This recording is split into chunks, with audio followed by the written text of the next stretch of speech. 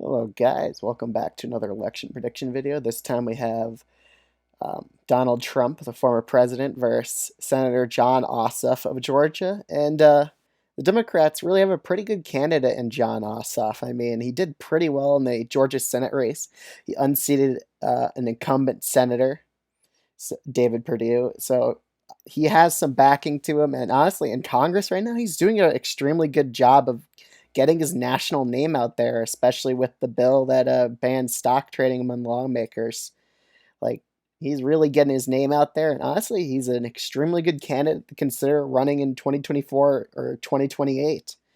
If Democrats want to give Biden a break and run someone else, he's probably the best candidate there is in the pool, honestly. So let's just get right into this election prediction. Virginia and Colorado, traditionally Democratic states. John Ossoff is extremely charismatic, and I think he could appeal to all elements of a Democratic base here, and he'll probably carry these states by over 10% margins. The state of New Mexico, it's hard to say. It's like at 9 point margin to 10 point margin. I would say it'll be around a 9 point win for John Ossoff because the Republican Party is doing a bit better with Latinos, as we've seen in these special elections and stuff like that. They are doing a bit better among them. So we have to assume that shift. The state of Texas, I could actually see it going to a 4 point margin for Trump here. John Ossoff will get the margin down, and honestly, he could give Texas, make it a lot more competitive than it usually is. It's still going to be a 4 point victory for Donald Trump, though, I would say. The state of Georgia, it's John Ossoff's home state, so you would expect him to win by a lean margin here. Probably a 2 point victory against the former president Donald Trump. He would do pretty well here, honestly, for a Democrat. He'd do much better than average because it is his home state. And Trump's pretty unpopular in this state, so I think they'll just help him get that lean margin in the state of Georgia. The state of Iowa, probably going to be solidly Republican. Just based off Biden's approvals, it's 33%. I think that would hurt any Democratic nominee, and it'll probably stay over a 10% victory for Donald Trump. However, the state of Ohio, I could see getting decently competitive, probably the 8 to 9 point range, but still, it's probably going to be a Republican hold by about a likely margin. State of Minnesota, I actually see it going to a likely margin. Usually it goes to lean in Democratic predictions, but I would say it'll be about a likely margin, 6 to 7 point victory for John Ossoff in the state of Minnesota, just because I think you keep the Democratic base here intact. State of Michigan, I would say it's going to be about a lean margin. I think he's a pretty good candidate for the Rust Belt. He's pretty likable, charismatic. Donald Trump still, he really struggled in the Rust Belt against Joe Biden. Like, I think any Democrat could probably carry the Rust Belt against Trump in 2020. Not Warren, though. Definitely not her. There's certain Democratic candidates who are better than others, like Bernie and Biden probably being the near better of the bunch, while there's a lot of average ones that probably could carry the Rust Belt. Trump was very unpopular back then in the 2020 election. But still, he probably would have a decent shot against some of the other Democrats.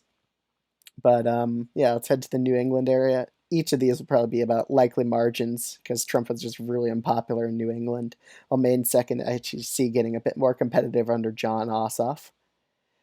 Okay, let's head to the state of Florida. I still think it's going to be a lean margin. I don't think it'll go to tilt for John Ossoff here. I just think the Republican Party is just doing extremely well and registering more and more Republicans in the state of Florida that honestly, it's like debatable if Florida's ever going to flip Democratic again at this point.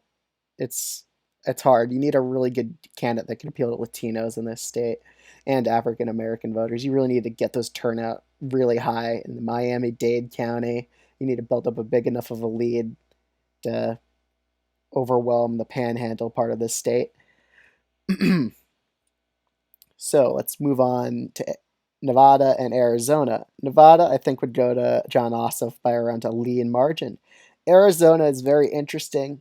I think it would narrowly go to John Ossoff by a tilt margin, just because Arizona really disapproved of Trump in 2020, and I think that'll still hold. They still remember what he said about McCain and those moderate Republicans. I heard a lot of them are actually just registering to the Democratic Party now, so he really pushed a lot of them away here, and that would really is going to hurt him in the future. Okay, we got 3 states left. Pennsylvania probably will go to John Ossoff just because he's a pretty strong candidate, and I think he could appeal to the populist here in the Rust Belt, especially with how he's getting his name out there and that anti-corruption bill with the stock trading. That'll definitely help him in these states. Nebraska second, also would say it'll be about a lean margin. Wisconsin probably would be tilt. It's trending Republican. I still think it's going to get a bit closer, but I still think it'll be an Ossoff victory. State of North Carolina probably going to be the closest state in this election, and it'll probably come down to the really, really, really close. But I think Trump will probably carry it, just because North Carolina's always pretty close for Democrats, but they never really seal the deal there, and I think that curse will hold there. So, yep, that's my election prediction video. If it was John Ossoff versus Donald Trump, let me know what you think of it in the comment section below. Like, comment, subscribe, and I'll see you guys in the next video.